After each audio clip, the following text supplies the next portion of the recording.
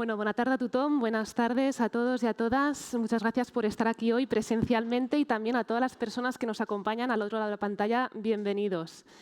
Esta es la cuarta sesión del ciclo Nuestros derechos en la era digital. Yo soy Olivia Blanchard, consultora e investigadora independiente especializada en el impacto de la tecnología en la sociedad y también tengo el placer de ser la directora científica y moderadora de este ciclo.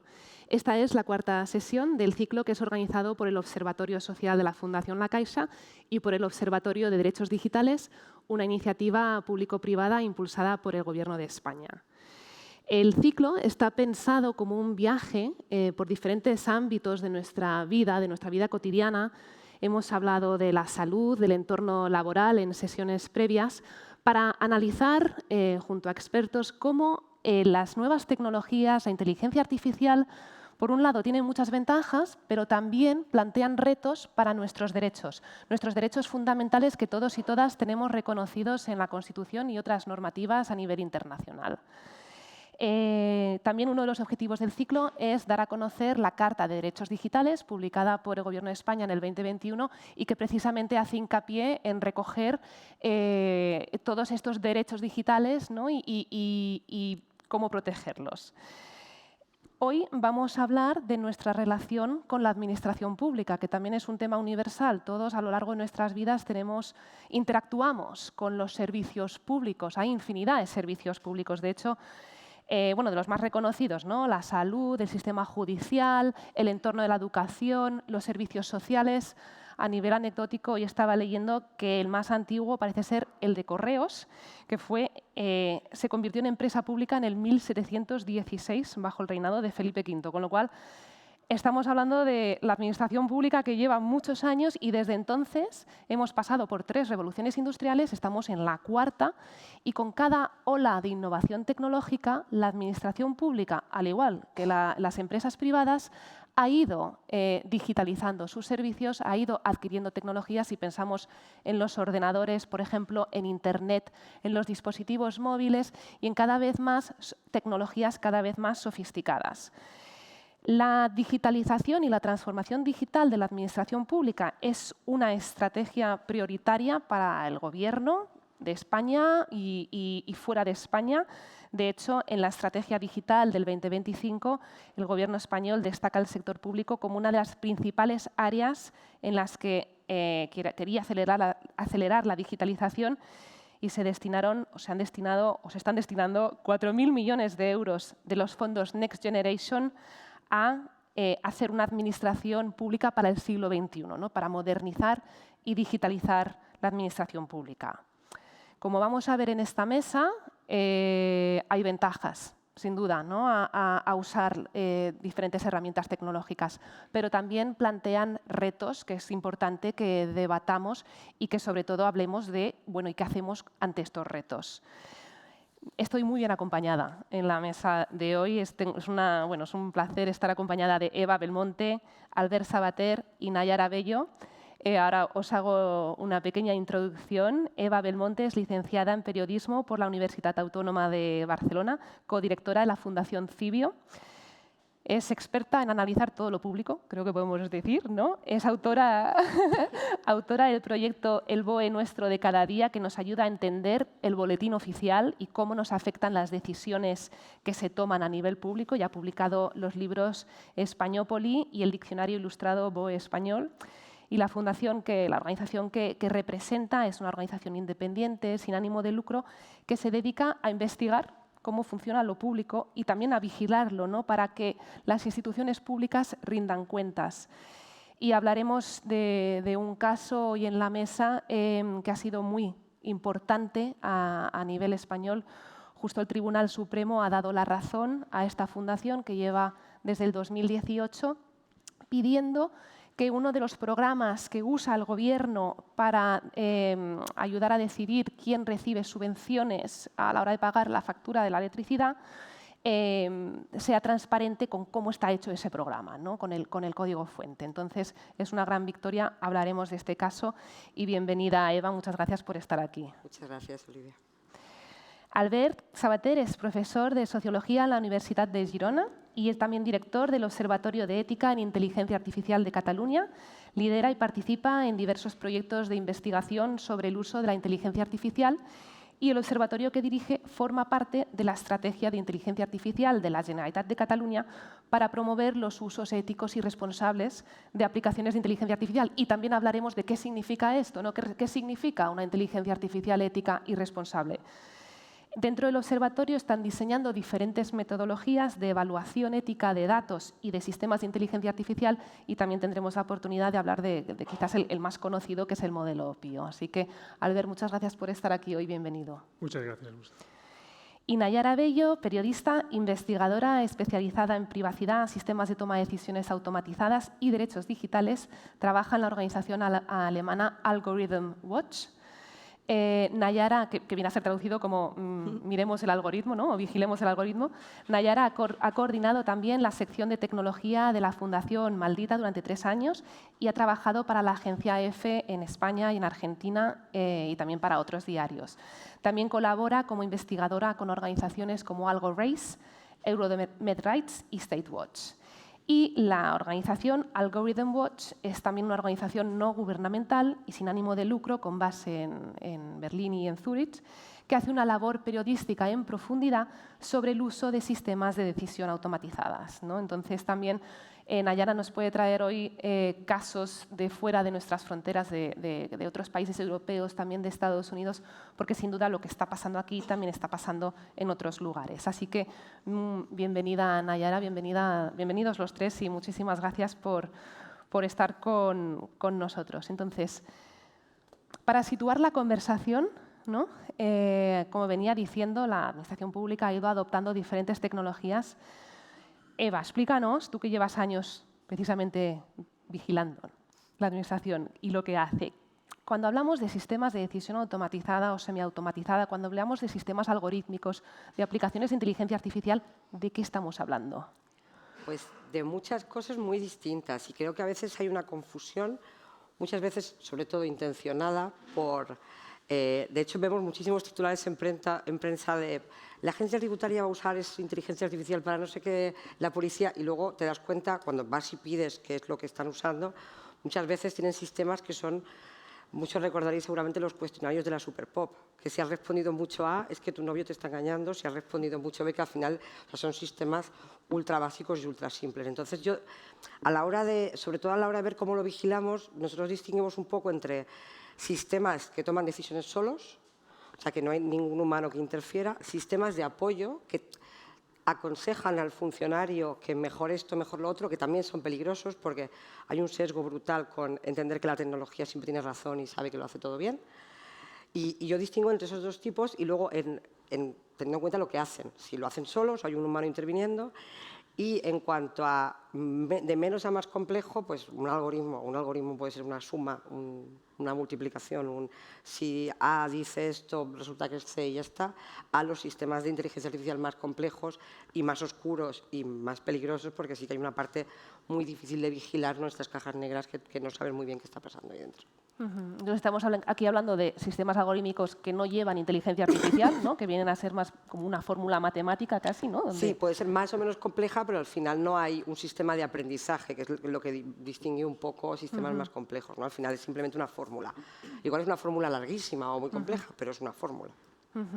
Y Albert, ¿desde cuándo se usan todos estos sistemas? ¿Hay un año, un punto de inflexión en la historia reciente? A partir de este momento se han empezado a usar cada vez más estos sistemas.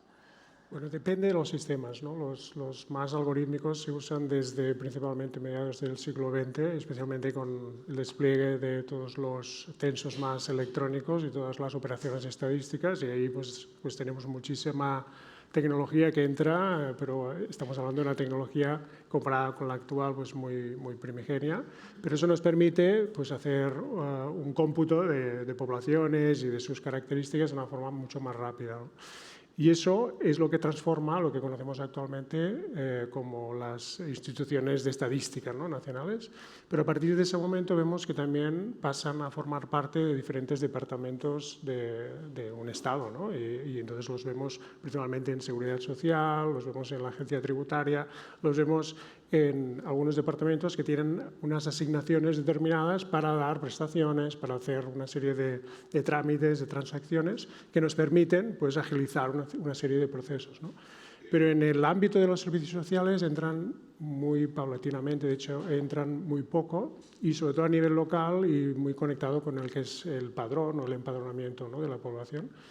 Pero en la asignación de recursos, pues mucho más tarde, ¿no? Ya estamos hablando finales de los 80, los 90, con una parte de la digitalización, pero siempre de una forma muy, muy lenta e incluso actualmente vemos que en gran parte los servicios sociales, porque se basan en una interacción entre las personas, pues esta utilización de aplicaciones de inteligencia artificial ha sido, pues, muy lenta, ¿no? Y sigue siendo lenta porque evidentemente hay cosas que no puedes automatizar, ¿no? Así de sencillo.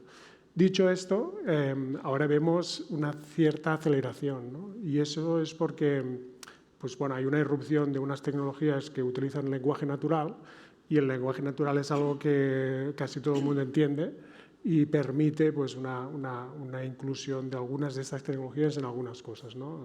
Un ejemplo sería, por ejemplo, pues, grabar una entrevista con una trabajadora social, con alguna persona que necesita o que tiene algún tipo de problema o algún tipo de necesidad, y en vez de tomar notas, pues esa entrevista la graba pues una aplicación de inteligencia artificial que utiliza el lenguaje natural, ¿no? Eso sería lo más reciente. O sea, hemos ido de los censos a lo más reciente, y lo de los censos era principalmente una automatización de criterios que te permitía, pues, especificar que si tienes una persona que tiene una determinada edad, pues sepas mejor que esa persona vive en tu municipio, ¿no? Y ahora pues estamos en otra cosa, ¿no?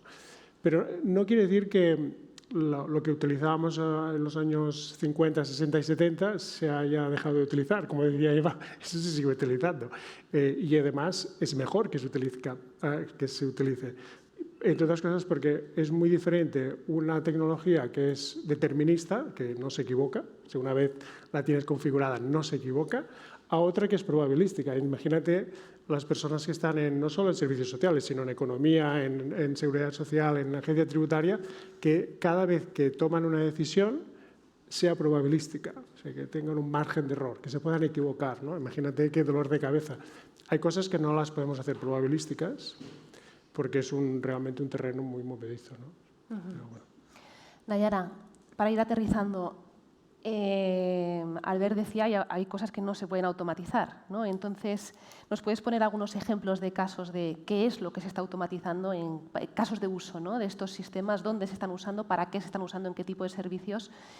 Y para los tres, ¿no?, ¿en qué tipo de servicios todavía pues, no se están usando? Bueno, en España te iba a decir que incluso Eva probablemente habría mirado muchos más casos de automatización y administración, pero sí que es verdad que, por ejemplo, España es pionera en sistemas de predicción de riesgo en lo que tiene que ver con violencia de género. Es decir, la mayoría de países europeos se fijan en lo que hace la policía española a la hora de estimar el riesgo que tiene una víctima de violencia de género de, por ejemplo, volver a sufrir una agresión, ¿no? Lo hace a través de un sistema algorítmico que está conectado a una plataforma informática que se llama Biogen, que puede que os suene, ha salido mucho en las noticias y tiene una cobertura muy, muy amplia.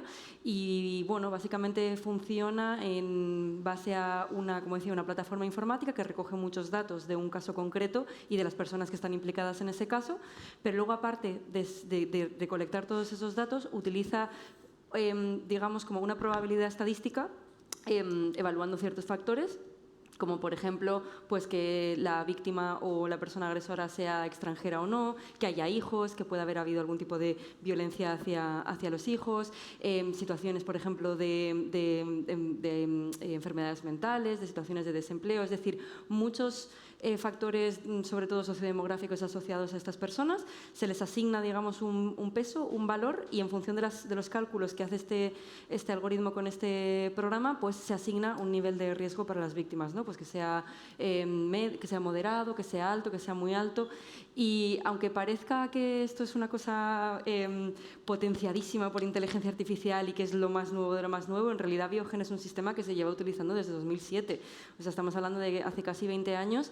Sí que es verdad que se ha ido actualizando, pero bueno, no está actualizado, por ejemplo, con inteligencia artificial, que es lo que comentaba Eva, que estamos muy acostumbradas a ver en titulares que se va a utilizar inteligencia artificial. Es más, hay muchos titulares que encontraremos en Internet, incluso personas que trabajan con Biogen, que lo llamarán inteligencia artificial, pero es que no lo es. Aquí hay que distinguir de un programa, como decía Albert, que funciona de una manera probabilística o determinista y que no tiene por qué utilizar inteligencia artificial, que es básicamente que en base a las decisiones que va tomando ese programa va aprendiendo sobre la marcha, ¿no? Y se nos escapa un poquito cómo hace ese proceso de aprendizaje. Biogen funciona más como un cuestionario, lo que decía Eva. Si sumas tantos factores y les asocias este peso determinado y una vez que tienes analizados esos factores te da dentro de un rango de números diferentes, pues tendrás un valor de riesgo, lo que me comentaba, moderado o alto. Esto se utiliza a nivel estatal, por ejemplo, pero también se utilizan derivados de estos sistemas o sistemas similares a nivel regional. En el País Vasco, que es donde yo resido, también se utiliza un sistema diferente para medir exactamente lo mismo, el riesgo que tienen las víctimas de violencia de género de volver a ser agredidas. ¿Por qué tenemos dos sistemas? Bueno, porque tenemos también un sistema un poco fragmentado en cuanto a datos, tenemos comunidades autónomas que funcionan con fuerzas de seguridad diferentes, que recolectan datos de manera diferentes, pero este es un caso muy, muy, muy evidente de algo que se utiliza, por ejemplo, a nivel estatal y a nivel regional a diferentes niveles, y que, sin embargo, sí que es una cosa que sirve un poco como de ejemplo pionero para otros países, ¿no? Es un ejemplo muy, muy sencillo, como decías tú, como para bajar a la tierra, que en este caso utiliza la policía y que también utiliza a veces el sistema judicial, porque se tienen en cuenta los factores de riesgo que ha evaluado Biogen en este caso, pero bueno, tendríamos muchísimos ejemplos más para poner. ¿Y qué otros ejemplos podríamos poner sobre la mesa, ¿no?, que usan inteligencia artificial a día de hoy que os parece emblemáticos? Aquí a cualquiera de los tres. O sea, nosotros hemos investigado unos cuantos, pero el mayor problema es que si tú me preguntas qué sistemas se están utilizando las administraciones públicas ahora mismo, mi respuesta es no tenemos ni idea. Pero ni yo ni casi nadie, porque hay una opacidad brutal en esto. O sea, pero brutal a niveles que preguntar simplemente cuando ellos hacen un anuncio brillante de hemos aprobado este sistema, inteligencia artificial en este sector, el que sea, luego tú preguntas, oye, pero ¿esto cómo funciona? Pásame los documentos y tal, y bueno, y estás 6 meses esperando a que te respondan, ¿no? O sea, cuando nosotros en Cibio publicamos una investigación sobre uno de estos sistemas, igual estamos un año esperando a conseguir la información que queremos. Y lo peor es que no hay, aunque hay una obligación de tener un registro de algunos de esos sistemas, no todos, no hay un registro ahora mismo. Y yo creo que el problema más importante que tenemos ahora es que no podemos ni siquiera vigilar qué se está usando porque no sabemos qué se está usando. Entonces nosotros al final, cuando anuncian a bombo y platillo algo, vamos corriendo a pedir los documentos, pero si no lo anuncian y lo están usando en secreto, no podemos saber qué pasa, ¿no? Entonces ese es uno de los problemas que tenemos ahora mismo, que es que hay cosas que sí sabemos que se están usando, como sabemos que se está usando Biogen, como se está usando Riscambi, por ejemplo, aquí en Cataluña, que en el resto de España, por ejemplo, se está usando un sistema que se llama TVR, que hace lo mismo que Riscambi, pero de otra manera. Espera, ¿podemos explicar lo que es Riscambi? Sí, es verdad que como Riscambi es uno de los casos míticos del principio, doy por hecho que es como, y es conocido para frikis como yo solo. Riscambi es un sistema que al final, o sea, lo que hace es evaluar qué riesgo tienes de reincidir, entonces te concede o no el permiso. Nayara lo sabe mejor que yo Riscambi, porque yo estudié más su equivalente español, que se llama TVR, y que un poco me sirve como ejemplo para explicar que hay una opacidad brutal. Cuando todo el mundo estaba hablando de Riscambi, a la vez estaba funcionando el TVR, el sistema este, desde el 93, de hecho, y nadie le hacía ni caso porque nadie sabía que existía. Entonces, cuando empezamos a preguntar cómo funcionaba, es lo mismo, es un sistema que hace como Biogen. ¿Qué riesgo hay de que esta persona, este hombre, esta mujer pueda volver a delinquir si sale a la calle en un permiso? Y lo que descubrimos con el sistema español es que si tú eras inmigrante, daba igual que el resto de valores de riesgo fueran cero, daba igual que fueras un preso modelo, hicieras todo bien, fuera todo perfecto, la máquina nunca iba a recomendar que te dieran un permiso, jamás. Podía ser el preso más maravilloso del mundo, que no, había un sesgo brutal, que es el problema que tienen los algoritmos a veces, con la inmigración. Y se sigue usando, y lo más importante de esto para mí, aunque parezca que no es tan importante, porque en realidad no toma la decisión, es un sistema que le dice al juez de instrucción, al juez de prisiones, si les recomienda, o a los trabajadores de prisiones, si les recomienda que esta persona salga de permiso. Lo que descubrimos analizando un montón de sentencias es que siempre le hacen caso. Es que siempre le hacen caso. Entonces, incluso los sistemas que solo recomiendan, como tenemos esta cosa de la máquina sabe más que yo, son muy peligrosos. Entonces, y pongo este ejemplo porque este algoritmo ha estado usándose durante años y no se hablaba de él. Estábamos todos obsesionados con Riscambi porque sí se conocía, sí se hizo público, sí se ha ido contando cómo ha ido cambiando, y de repente teníamos ese ahí. Cuando lo descubrimos que llevaba 20 años, 30 años.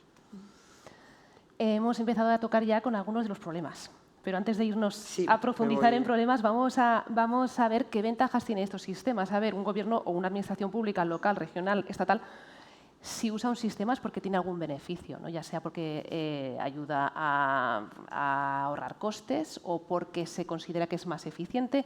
Al ver por qué se usan estos sistemas, ya contengan inteligencia artificial o no, en general, estos sistemas algorítmicos, aplicaciones de inteligencia artificial para ayudar en la toma de decisiones como estas que habéis mencionado, ¿qué ventajas tienen? Bueno, de hecho, partes de una falsa premisa, ¿no? Porque no tiene por qué ser beneficioso desde un principio, ¿no? O sea, asumir que vamos a utilizar tecnología para cambiar algo para que sea más beneficioso. Hay una serie de cosas, un contexto, ¿no? Entre otros el de aceleración, ¿no? O de tecnosolucionismo, que implica que asumamos que utilizando tecnología vamos a solucionar problemas, ¿no? Y entonces hay una situación que es muy peculiar, pero voy a ir a la pregunta, pero permíteme el preámbulo, que es pues tener una aplicación en busca de una solución, ¿no? Que es una forma de entender el paradigma tecnológico actual, que es que estamos siempre rodeados de apps, lo digo virtualmente, entonces, ¿qué vamos a hacer con este app, ¿no? Y en vez de pensar, ahora ya voy a la pregunta, tenemos un problema que es de desigualdad y es de asignación de recursos, y cómo podemos hacer que esta asignación de recursos sea mucho más eficiente y eficaz. Pero para ello necesitamos no una aplicación, sino necesitamos que eso que necesitamos construir primero sea ético, sea legal y además funcione bien, ¿no? Y no al revés, ¿no? Que es que funciona mal y vamos a ver si pasamos el filtro ético y legal y además luego vamos a convencer al ciudadano de que en realidad funcionaba bien, pero no funcionaba bien, que son estos casos que estábamos hablando aquí, que son conocidos, ¿no? Entonces, ¿qué debemos hacer? Es que yo creo que, en primer lugar, debemos cambiar el circuito sobre el cual las administraciones están pues, abrazando la tecnología, ¿no? Y deben abrazar, no sé si deben abrazarla, ¿no? Pero deben tomar o deben pues, tener en cuenta que esto, de alguna forma, van a tener que lidiar con ella, ¿no? Pero no con la que a veces se nos presenta, sino con la más efectiva, ¿no? Y eso significa que de una forma crítica podamos decir, pues esta no funciona muy bien para esto, una vez identificado el problema, ¿no? Por ejemplo, estamos hablando ahora claramente de cuestiones que están relacionadas con servicios sociales, ¿no? Y muchas veces vemos alguna administración que apuesta muy fuerte por un manejo de datos absolutamente voluminoso, astronómico, como si tuviéramos que tener aquí, pues, no sé, muchísima gente, ¿no? No solo en un municipio, sino en una comunidad autónoma o incluso a nivel de Estado, ¿no? Y uno piensa, pero al final de todo vamos a dirimir con 100 millones de datos. Eso lo puedo hacer yo con una hoja de Excel. ¿Me entiendes, no? No quiere decir que debamos utilizar hojas de Excel, pero lo puedo utilizar con un programa relativamente sencillo, ¿no? Pero vamos a invertir muchísimo dinero para dirimir con una base de datos que es relativamente pequeña. Pues no hace falta. Y además vamos a hacerlo probabilístico. Pues quizás no hace falta. Pero en algunos casos sí que hace falta, ¿no? Y entonces debemos identificar para qué la queremos, esa tecnología, ¿no? Y entonces, antes hemos hablado de asignación de servicios o de prestación de ayudas, pero podemos hablar quizás de cuando estamos en servicios sociales, pues hay cuestiones que están más relacionadas con los escenarios, ¿no? de predicción, ¿no? De qué pasaría si suben los alquileres, ¿no? O si suben o si suben pues, el precio de las hipotecas, ¿no? O si viene un determinado grupo de población a nuestro municipio que tiene unas determinadas características que son más transeúntes, ¿no? Pues eso nos permite, ¿no? Algunas tecnologías, pues hacer este tipo de predicciones, ¿no? Pero debemos hacernos estas preguntas en base a lo que realmente necesitamos, ¿no? Y actualmente esto no es la norma. No es la norma. Yo, la experiencia que tengo más cercana, que es pues más a nivel municipal, es la de claramente ahora apostar por chatbots, ¿no? Y esto es evidentemente, no hace falta que adivinéis mi respuesta, pero puede ser muy dramático, porque recordar lo que pasó cuando empezaron a sacar todos los cajeros automáticos de casi todos los municipios de España, ¿no? Pues imaginaros que ahora vamos a hacer con los chatbots, ¿no? Pues vamos a poner un chatbot en vez de tener un trabajador social, ¿no? No se trata de eso, es evidente que no necesitamos ir por ese sendero de sustitución, sino que debemos identificar qué aplicaciones nos van a dar una mejor respuesta a problemas que tenemos, ¿no? Y sí, va a ser a través de tecnología, pero ¿tenemos las personas capaces para tomar esas decisiones? Yo a veces diría que no, y ese es el problema. No es una cuestión tecnológica, es una cuestión de una cierta alfabetización y luego de identificar qué problema puede solucionar a través de esta tecnología. Pero dentro de la Administración se justifica el uso y la inversión en estos sistemas como un recorte, un ahorro de costes, porque son más eficientes. ¿Cuál es la justificación?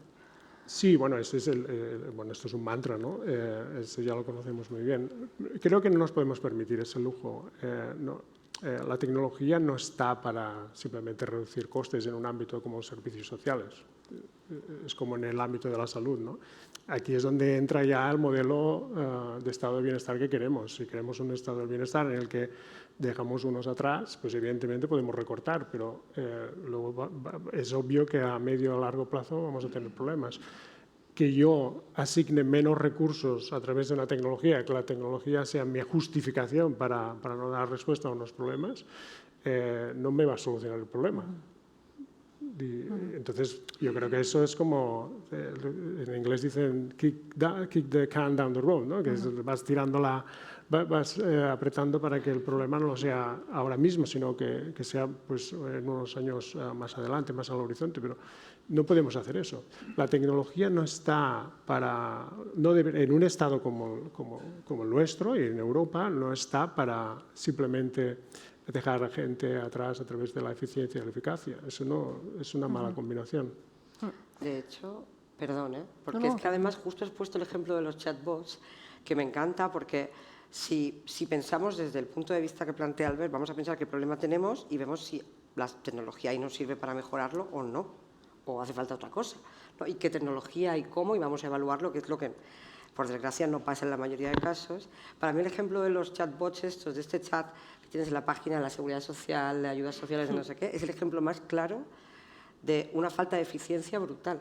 Primero porque no sirven para nada, porque lo único de lo que se alimenta el chatbot es de la página que ya tenían ahí puesta, que la puedes leer tú solo. O sea, no hace falta que te la lea un robot. No te va a resolver ninguna pregunta concreta sobre lo que te pasa a ti, sobre tu expediente, no puede consultar, no puede hacer nada. No sirve para nada, entonces se dedica un montón de dinero, pero ahí, además, por favor, fijaos que todos son mujeres. Está Isa, la de la Seguridad Social, está la de... Bueno, todas son mujeres, o sea, lo ves porque es un robot con pestañas y tiene nombre de mujer, es una cosa horrorosa. Todos, ¿eh? O sea, seguimos estando para servir, aunque sean robots, o sea, es brutal. Y no te sirven nunca para nada. O sea, intentar preguntarle al robot, el robot de ayuda del ingreso mínimo vital, preguntarle qué es una unidad de convivencia, que es como la clave para poder pedir el ingreso mínimo vital. Saber en qué unidad de convivencia estás, si la tuya si entra esa persona que vive contigo, no, pregúntale. O sea, no tiene ni idea de lo básico. O sea, no sirve para nada. Entonces, se está poniendo un montón de recursos en la parte de contacto con el ciudadano. Puedes pedir el ingreso mínimo vital online. Mira, yo lo que necesito es que haya un señor que me recoja los papeles y me diga si está todo bien y me ayude en el proceso, una señora, quien sea. Puedes pedir, todo se puede pedir online, pero es que necesito a alguien. En la Seguridad Social hay unas colas brutales, porque al final lo que necesita la gente, si llamas al teléfono de ayuda al ingreso mínimo vital, es como un chatbot, pero en persona. Tampoco te pueden No pueden ir a tu expediente, no pueden solucionar tu problema concreto, te pueden repetir lo que pone en la web de ayuda que tienen. Entonces, se dedican un montón de recursos a esa parte que es en la que, si lo pensamos 5 segundos, la gente que sabe de servicios sociales, de seguridad social, te va a decir, no, hace falta alguien ahí, esto no se puede solucionar con tecnología. Y luego otras cosas que sí puede ser útil la tecnología, para las que igual sí vale la pena los recursos, porque nos ahorraríamos mucho dinero por otra parte. Yo estoy pensando en sistemas de detección de corrupción, por lo menos de alertas que te permitan tal, que hay de grandes fraudes en la agencia tributaria, que sí se usa bastante y tiene sentido. Ahí sí puede ser más eficiente incluso en términos. O sea, que no es solo, aunque coincido con Albert, que la cosa no es que sea eficiente, la cosa es que llegue a todo el mundo, esa parte de servicios sociales sobre todo, pero es que además no es eficiente y a veces es muy peligrosa. Y yo creo que la clave de esto es que cuando nunca se plantean si usar una tecnología o no, pero incluso cuando se plantea, no se habla con la gente que sabe del ramo. O sea, si tú hablas con la gente que está atendiendo a 200 personas al día en la Seguridad Social, ya te digo yo que te dicen que un chatbot no sirve para nada. No hace falta irte muy lejos, habla con cualquiera que esté trabajando día a día con eso. Y eso pasa igual con salud. Se están metiendo un montón de tecnología en salud. Nosotros publicamos en CIBI una investigación sobre una especie de, esto sí era inteligencia artificial, que en las imágenes de posibles melanomas te decía si era peligroso o no era peligroso, para derivarte más o menos rápido. Se equivocaba un margen de error brutal. Y eso sabemos lo que significa. Que es un poco, o sea, toda esa gente que no le has detectado y has dicho, bueno, le puedo dar cita en 6 meses, igual se te ha muerto por el camino. Y eso, cuando le preguntas a los médicos que tratan, o sea, que se dedican a cáncer de piel, te dicen que es una burrada. Pero es que nadie les preguntó antes de ponerlo en marcha. Entonces, a veces el problema es que no hay voy a plantearme si esto sirve, pero sobre todo voy a hablar con la gente. O sea, tú que trabajas en esto, ¿en qué necesitas ayuda? Y luego a partir de ahí ver qué pasa. O sea, por lo que estás diciendo y lo que estamos hablando, no hay un tema con cómo se están diseñando estos sistemas, hasta qué punto se implica a las personas, ¿no?, en la administración pública que están en el día a día trabajando y que son expertos y expertas en su trabajo. Luego rescataré esto que dices que, ostras, desde tu larga experiencia, tú ves que hay potencial para usar más tecnología en ciertos servicios, ¿no?, en ciertas áreas de la administración, y cuando hablemos de qué hacer para mirando al futuro podemos volver a tocarlo. Ahora empecemos también a profundizar, ¿no?, en cuáles son los retos. Este ciclo va de nuestros derechos. Entonces, ¿cuáles son los retos que plantea el uso de estos sistemas? Y hablábamos del uso de biogen, ¿no?, para predecir el riesgo que tiene una persona a sufrir violencia de género, o el riesgo de reincidir en caso de que estés en prisión. Os pido, ¿no?, que pongamos más casos de uso también para seguir aterrizando, y a través de los casos poner ejemplos de cuáles son los retos para nuestros derechos y qué derechos son los que están más en riesgo. Nayara, si quieres empezamos por ahí. Sí, además es que creo que esto vincula muy bien precisamente con lo que estaba diciendo Eva, porque si hablamos de retos, cuando implantas un sistema de este tipo, ya no es solo que sí, y eso pasaré ahora a comentarlo, pero el efecto que tiene ese sistema tecnológico en la persona o en el grupo de personas sobre el que se está imponiendo, ¿no? Pero si tú pasas por todas las fases por las cuales se empieza a implantar ese sistema, tanto Albert como Eva han hablado del diseño, ¿no?, y de, por ejemplo, Eva estaba diciendo cómo no se incorpora a las personas que, digamos, pues si ese sistema va a pasar a sustituir a un funcionario, pues que al menos se hable con el funcionario para ver cómo se puede implantar ese sistema, ¿no? Pero recogiendo de nuevo, por ejemplo, el ejemplo de Biogen, pero no solo eso, sino más casos de uso, otros sistemas que puede estar utilizando la tecnología. Hasta hace muy poco, que precisamente esto lo reportó Cibio también, se utilizaba un sistema llamado Veripol, que básicamente era un modelo como los que decía Albert antes, de interpretación del lenguaje, ¿vale? Entonces, un policía, cuando venía una persona a denunciar un robo o un hurto, pues tenía que tomar nota de la denuncia. Una vez estaba ese texto escrito, se pasaba el texto por este programa que os comento, que se llama Veripol, y entonces ese programa hacía una estimación de que esa denuncia pudiese ser verdadera o falsa. Entonces, en base a lo que decía el programa, más la deliberación de los policías, pues habría una investigación o no. yo investigué ese programa hace unos años para la organización para la que trabajo, para Algorithm Watch, y más allá, digamos, de cómo se diseñó el programa, que se diseñó no solo con participación de la policía, sino también con matemáticos que tenían que ver, digamos, dónde estaban los desencadenantes para que una denuncia fuese falsa, ¿no? Pues tenías que incluir determinadas palabras para que el sistema se balancease para un sitio o para el otro. Y también os digo que la selección de palabras a veces era un poco ridícula, porque cosas como, pues si un hombre tenía la tez oscura y barba, ya automáticamente era verdadera, porque se supone que una persona con esas características físicas tiene muchas probabilidades de haberte robado un móvil, ¿no? Aquí un sesgo clarísimo hacia las personas inmigrantes. O si incluías en una denuncia que no había nada de violencia, pues la denuncia sería falsa porque no ha pasado nada, pero en cuanto incluías la palabra navaja, ya el programa tiraba directamente a que la denuncia era verdadera porque habría habido algún tipo de violencia, ¿no? Entonces, como que digamos también que la estimación era un poco complicada. Este sistema se dejó de utilizar en 2024, ¿no? El año pasado. El año pasado. Pero cuando todavía se utilizaba, yo lo que hice, teniendo en cuenta que el programa era más o menos público en el sentido de que los matemáticos que lo habían desarrollado habían hecho un estudio académico sobre cómo funcionaba el programa. Entonces, tú podías ir de la mano y la ayuda de una personita que tuviese un poquito más de conocimiento técnico para intentar evaluar, digamos, pues los ratios de éxito o de fracaso del algoritmo, ¿no? Eso no significa que cuando tú estás implantando el programa en la vida real funcione igual que cuando tú lo diseñaste e hiciste un experimento, que en condiciones de experimentación o de laboratorio, por llamarlo de alguna manera, un sistema algorítmico no funciona igual que cuando tú lo expones ya directamente a la vida real y le introduces los datos de personitas que vivimos como estamos aquí.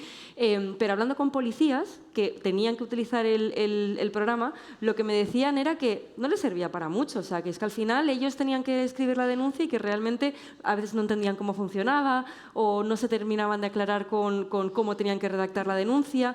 Luego me decía otro policía, por ejemplo, que claro, cuando escriben el texto, o sea, de una denuncia, no están transcribiendo directamente lo que les dice la persona que está denunciando. Tampoco hacen una completa interpretación, sino que escriben como por segmentos y frases. Pues si a mí Olivia me dice que es que ha venido una persona con una camiseta roja y una gorra y le ha cogido el bolso y ha salido corriendo, el policía es muy probable que empiece la frase ¿por qué? Que estaba caminando por la calle cuando se le acerca una persona, que la persona lleva una camiseta roja y tal. Entonces ya estás utilizando un lenguaje que ni siquiera es el típico que tú utilizarías en tu día a día, ni es el que utilizarías en un texto escrito. No hay tampoco definido un tipo de texto o un tipo de lenguaje que se tiene que utilizar para que el programa sea más o menos efectivo. Entonces pasamos de un problema en el diseño de estos algoritmos a un problema en la implementación y en el entrenamiento que reciben las personas que utilizan estos sistemas. Es decir, si tú vas a crear un sistema y lo va a crear un matemático o un psicólogo o una unidad de policía, pero realmente luego no es ese, digamos, ese grupo jerárquico el que va a utilizar el programa, sino que lo van a utilizar policías o agentes rasos, tienes que tener algún tipo de plan de entrenamiento para estas personas, porque utilizar un programa informático no es meter un par de teclas y entonces ya todo funciona. Tienes que aprender a dinamizarlo y a interactuar con él. Y otra cosa importantísima es interpretar los resultados. Decía Eva lo de que todos los jueces tomaban como válido el resultado que les daba TVR. Esto es otro tema que da para otra charla y es la influencia que tienen esos sistemas algorítmicos en la toma de decisiones, ya sea de un agente de policía o de un juez, pero al final el hecho de que estos sistemas digamos, no cuenten con la atención necesaria, no solo desde su diseño y su implementación, sino también hasta el entrenamiento de las personas que lo están utilizando, al final, digamos que subestima muchísimo más el propio funcionamiento del sistema. Le estamos metiendo más trabas. ¿Y todo esto qué implicación tiene para nuestros derechos? Albert, por ejemplo, ¿no? Siguiendo el hilo de este caso o otro caso que quieras poner sobre la mesa. Sí, yo diría que lo que acaba de comentar Nayara es que vislumbra un caso típico de cómo atribuyendo más capacidades a algunos de estos sistemas, no solo estamos infringiendo derechos a aquellos que son receptores de esta tecnología, sino a los mismos usuarios de esta tecnología.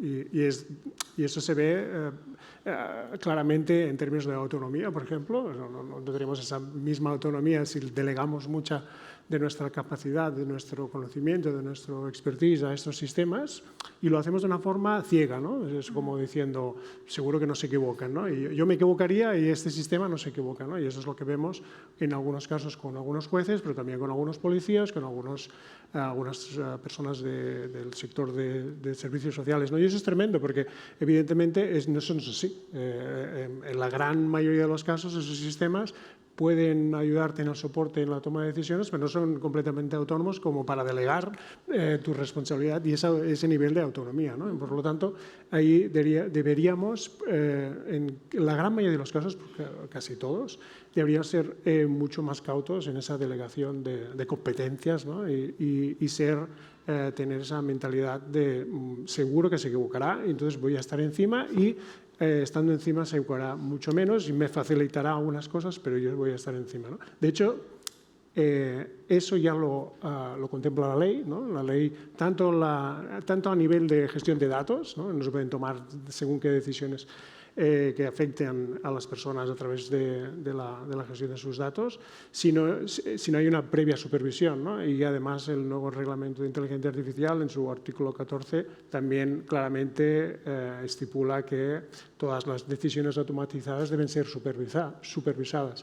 Pero en la práctica esto a veces no pasa, porque constantemente se delega, ¿no? Entonces ahí creo que hay una cuestión de derechos en términos de responsabilidad legal, pero también de responsabilidad individual, ¿no? Y eso debemos ser conscientes de que debemos respetarlo, pero necesitamos una cierta alfabetización o una alfabetización en cuanto al uso de estos sistemas. Pero luego hay cuestiones que están más relacionadas, evidentemente, con la transparencia y explicabilidad, pero no desde el punto de vista únicamente técnico, sino ¿por qué estamos utilizando, ¿no? este sistema? El derecho a saber, ¿no? a tener en cuenta de que todo el mundo debería saber por qué hay una cadena de razonamiento detrás de esa decisión final, ¿no? Y cómo se explica esto, ¿no? Porque al final yo tengo derecho de por qué no me deniegan una determinada subvención, una determinada ayuda, etcétera, ¿no? Y evidentemente hay cuestiones que están más relacionadas ya con la parte de justicia, ¿no? de hasta qué punto pues una serie de personas, por ser de un determinado grupo de población, por vivir en un determinado lugar, por tener unas determinadas características, por haber recursos escasos, pues tienen menos asignaciones, menos derechos, ¿no? Y si eso lo automatizas, pues es un reto tremendo, porque lo que haces es subcontratar lo que sería la parte de asignación de derechos a una máquina, y eso no lo puedes hacer. No puedes estar básicamente haciendo cosas que no son legales, ¿no? Por lo tanto, es un reto constante y creo que a veces no nos damos cuenta que esto nos está pasando por encima. Y ese es el reto principal, ¿eh? El principal, estamos hablando de los retos específicos, pero el principal es que esto está pasando por encima y además tenemos generalmente unos medios de comunicación que básicamente se dedican día sí y día también a decir que es mejor que lo haga una máquina que lo haga una persona. Entonces ya tienes el cóctel perfecto para que haya un pisoteo constante de derechos. Y entonces debemos ser conscientes de que si seguimos así, no solo estamos suplantando los roles que tenemos como personas, y especialmente en servicios sociales, pero también en la administración pública, sino que muy probablemente se va a utilizar ese discurso de que ya lo conocemos, que es mucho mejor tener una aplicación mala que no una burocracia buena. ¿De acuerdo? Entonces, estamos ahí, y vamos a tener que tomar decisiones de realmente qué es lo que queremos para nuestro estado del bienestar. Porque yo no me creo que Silicon Valley esté interesado en nuestro estado del bienestar. Es que yo no me lo creo. Entonces, si alguien me lo puede explicar, pues yo encantado de escucharlo. Muchas gracias. Yo es que creo que has dicho dos cosas súper importantes que yo creo que son la clave para entender. Primero, tenemos que desconfiar. O sea, desconfiamos de todo. Desconfiamos hasta del vecino al lado a veces. Y la tecnología parece que no desconfiamos, que es todo, lo sabe todo, lo va a hacer todo bien. No, hay que desconfiar a priori. Y luego hay otra parte muy, muy importante, que es la parte del control y la parte de que podamos evaluar. Y cuando hablamos de qué usan las administraciones, creo que el mayor problema que puede tener la aplicación de la tecnología es el efecto multiplicador. Es algo que me parece muy relevante y que a veces no tenemos en cuenta, porque un funcionario puede tener un sesgo y decir, no le doy esta ayuda porque soy racista.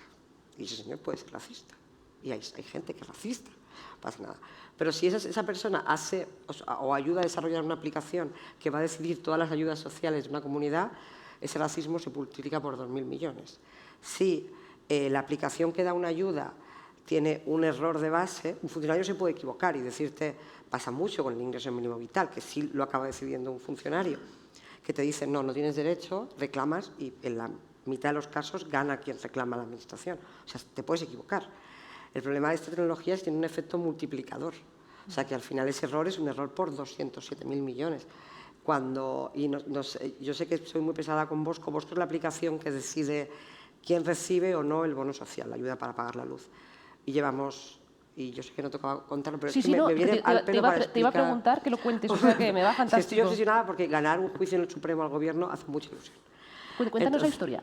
Sí, entonces, la historia es, en 2018 se empezó a usar una aplicación que se llama Bosco, el nombre es horrible, además siempre me imagino un señor muy pijo, con flequillos de lado y zapatillas, que lo que hace es que automáticamente, o sea, se le introducen unos datos, pues de quién es la persona, se conecta con sus datos tributarios, los que sea, y le dice si tiene derecho o no al bono social.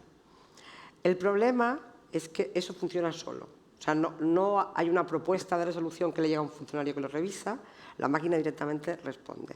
Y el problema 2, tiene muchos problemas, Bosco, es que tú lo pides a la compañía eléctrica.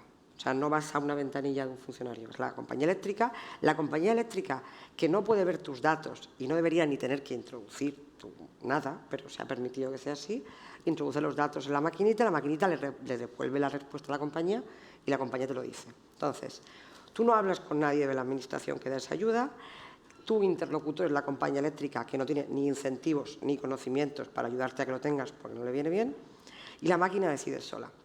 Entonces, en 2018 nosotros pedimos todos los documentos técnicos y el código para ver qué estaba pasando, no porque fuéramos, que deberíamos, sospechosos de todo lo que... Ahora sí ya lo somos, ahora ya pedimos todos los códigos de todo lo que pensamos que hay por ahí. No porque fuéramos desconfiados a priori, sino porque nosotros hicimos una aplicación para que la gente, que nos costó mucho hacer, lo hicimos con la CNMC, además, tuvimos un mes y pico, porque el decreto que lo regula es un poco complejo. Entonces hicimos una aplicación en la que tú podías entrar, aún está activa y actualizada en la web de Cibio, tú puedes entrar y ver si tienes derecho a la ayuda o no. Y además te saca como un impreso básico sin datos personales, porque yo no quiero ni tocarlos, y puedes ir a tu compañía y decir, con el sello de la CNMC y el de Cibio, que es muy bonito, y decir, quiero esta ayuda. Entonces empezó a llamarnos gente, muchas pensionistas de viudedad, con pensión de viudedad, a decirnos, tu aplicación me dice que tengo derecho, pero luego lo pido y el gobierno me dice que no. Y yo decía, ¿qué está pasando? ¿Qué está pasando aquí? No entiendo esto. Entonces, sospechamos que había algún problema y por eso pedimos todos los datos técnicos. Solo nos dieron como los documentos que explican cómo funciona Bosco, pero no el código. Y ya ahí vimos que si una persona que cobraba una pensión de viudedad, aunque cumpliera los requisitos porque tenía una renta muy baja, como había marcado un botón que era ¿es usted pensionista? Y ponía que sí, y ese tipo de pensiones no entraban según... Pero tú lo tienes por qué saber, tú dices pensionista, sí, soy pensionista. En lugar de decirle, porque tenía sus datos de renta, en lugar de decirle te damos la ayuda, pero no por donde has marcado, o si hubiera habido una persona delante que le ha dicho no marque usted esta casilla, le decía no tiene derecho a la ayuda. Y claro, ¿cuánta gente habrá recibido una carta que decía no tiene derecho a la ayuda y se lo ha creído? Igual una lección clave hoy es no confíes en nadie, en la administración, en la tecnología, en nada. Pero entonces al final, claro, hablamos con el Ministerio, se supone que lo corrigieron, yo creo que en las versiones posteriores se ha vuelto a reproducir ese error y pedimos el código. Porque dijimos, si ya los documentos están mal, que han trasladado la ley que da la ayuda a los documentos mal, no me quiero ni imaginar qué más errores puede haber. Recurrimos, primero el Consejo de Transparencia nos dijo que nada, ahora está de nuestro lado, luego se cambió de bando. Fuimos a la Audiencia Nacional una vez, nos dijeron que no, fuimos a la Audiencia Nacional segunda vez, nos dijeron que no, fuimos al Supremo y no llega un mes, el Supremo nos dio la razón y aquí, para mí lo más importante no es que el Supremo nos diera la razón, sino que dijo dos cosas. Y la más importante, dijo que el derecho a pedir información es un derecho constitucional, aunque no esté así en la ley, que para mí es un empujón para pedir información sobre todo, pero sobre todo dijo que la ciudadanía tiene derecho a conocer cómo funcionan todas las aplicaciones tecnológicas que nos afectan, que tenemos derecho a saber cómo funcionan. Y esto para mí abre una vía brutal. En algunos casos hará falta en código, en otros el cuestionario que se usa cuando son casos de estos más sencillos. Y para mí, aparte de ser vamos a abrir la puerta al Supremo, porque además es casación, o sea, crea jurisprudencia y a partir de ahora yo voy a usar esa sentencia cada vez que levante la voz, cada vez que reclame algo voy a usar esa sentencia para todo. Y se puede usar y lo puede usar cualquiera, abre la puerta que por primera vez hay un alto tribunal que ha dicho, no, tenemos derecho a todo eso que estáis usando y que nos afecta, entender cómo funciona. Entonces tú verás cómo haces, si publicas el código, si publicas el listado, pero algo tienes que hacer. Veremos cómo se aplica, yo no soy la persona más optimista del mundo nunca, pero tenemos una base legal para reclamarlo. Y el caso de Bosco para mí es muy relevante porque cuando debatíamos con el Gobierno en la Audiencia Nacional Supremo, ellos decían, bueno, pero es que si a ti como ciudadano te dice que no y tienes derecho, puedes reclamar. Y yo decía, pero ¿te estás dando cuenta que no es a una persona que le ha dado mal y le ha dicho que no? Estamos hablando de todas las viudas que han presentado una solicitud de bono social durante un montón de tiempo. Es que o sea, la cosa no es, pues si te enteras puedes reclamar, que es lo que decían. También argumentaron que podíamos acceder a la sede del Ministerio y minar criptomonedas y reventar un poco el sistema entero por dentro. Os prometo que no lo vamos a hacer. Y aunque pudiéramos, que espero que no sea un programa tan cutre como para que podamos hacerlo, y que tenía propiedad intelectual, que ahí argumentamos y muy fuerte que lo habíamos pagado entre todos y era un poquito que es esta cosa de lo hemos pagado con dinero de todos, pues es de todos, ¿no? Un poquillo. Y para mí la clave de Bosco es que Bosco es un sistema ultra sencillo, no es inteligencia artificial, no es una cosa complicadísima, das unos parámetros de entrada, entonces hace unos cálculos y te dice si entras por aquí por allá y te da un resultado. O sea, yo que no tengo conocimientos informáticos, más allá de ser un poco friki, lo entendí perfectamente cuando vi cómo funcionaban los casos de uso, las especificaciones técnicas y tal. Aún así tiene errores y aún así no nos lo quieren dar. Cuando no te están dando, o sea, no es que te estén enseñando las tripas del sistema de seguridad nacional. Entonces, para mí es la clave de que tenemos que desconfiar a priori. Si no podemos ver cómo funcionan las cosas, hay que desconfiar y hay que tener maneras de vigilarlo. Y que la resistencia a la transparencia que hay ahora mismo en las administraciones públicas, no todas, hay buenos ejemplos, pero en términos generales, es brutal. Hay una resistencia, un miedo a que nadie vea nada de cómo funciona todo esto. Y si no podemos vigilar cómo funciona, yo creo que es que no podemos aceptar que se use en lo público, de ninguna de las maneras. Pues felicidades por todo el trabajo, ¿no? Desde el 2018 hasta ahora, porque ha sido un esfuerzo titánico, ¿no? Y luego hablaremos de quién es la responsabilidad de precisamente conseguir que se haga esta rendición de cuentas.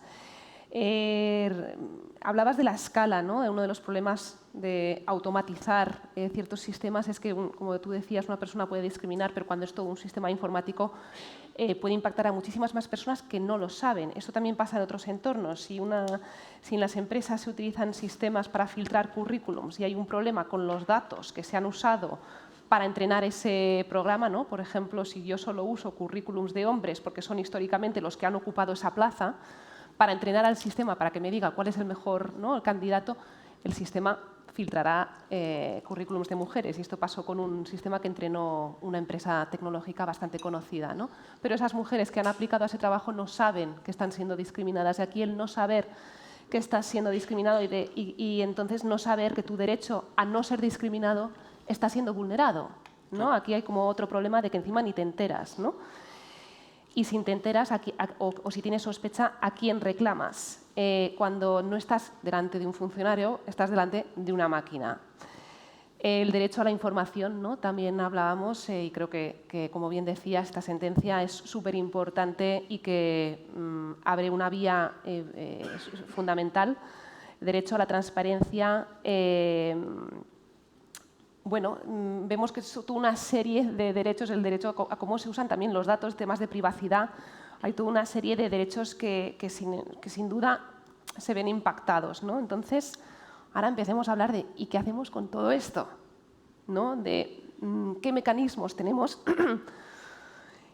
Y empecemos con la pregunta de, perdón, cuando hablamos de una inteligencia artificial ética y responsable, ¿de qué estamos hablando? ¿No? Y aquí, Albert, ya que el observatorio tiene eso en el nombre, te interpelo a ti directamente.